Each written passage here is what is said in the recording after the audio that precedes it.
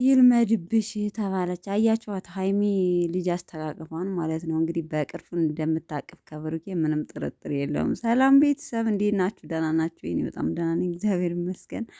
ባላችሁበት ሰላማችሁ ብዝት ይበልልኝ። እንግዲህ ያው የብሩኬ ወንድም በቅርቡ ወልዷል። በነገራችን ላይ መውለድ ማለት ሙቶም እንደመነሳት ማለት ነው። የወለደ ሰው ያውቀዋል።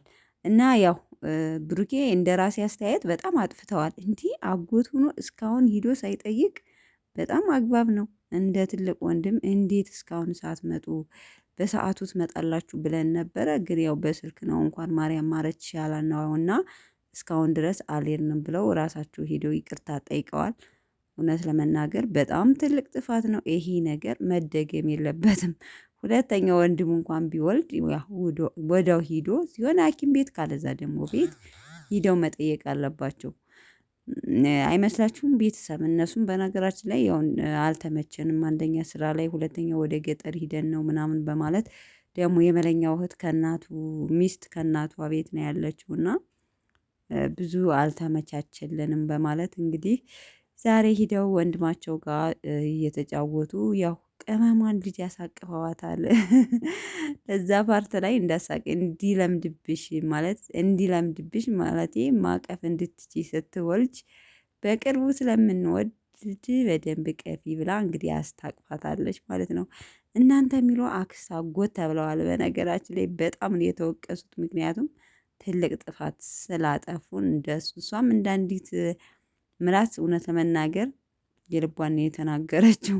በጣም ያስከፋል። በእኛ ቦታ ላይ ሆናችሁ ቢሆንስ ብላችሁ ስታስቡት እንዴ ለምን ትላላችሁ? ገብቷችኋላ? እና ሂደው መጠየቅ ነበረባቸው። ያው እንግዲህ እንደ ጥፋተኝነት አይተው ሀይሚም ጎልተም እያደረግሽ ብሩኪን ይቅርታ ጠይቅ እያለችው አይታችኋት ከሆነ ይቅርታ ጠይቀዋል ማለት ነው። ለማንኛውም በዚህ አጋጣሚ እህታችን እንኳን ማርያም ማረችሽ ብለናል። ደስ ይላል እውነት ለመናገር ማለት ነው።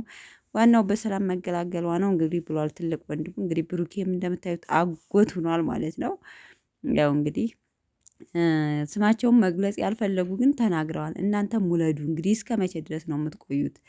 ቀጣይ የኔ ተራ ይሆናል ማለት ነው። እንግዲህ ብሩኬ ስማቸውን መጥቀስ አልፈለግም፣ ግን እናንተ ውለዱ። ከዛ ደግሞ ቀጣይ የማን ይሆናል? የብሩኬና የሀይሚ ማለት ነው። ለማንኛውም ይመቻችሁ። በጣም ደስ የሚል ፕሮግራም ነበረ።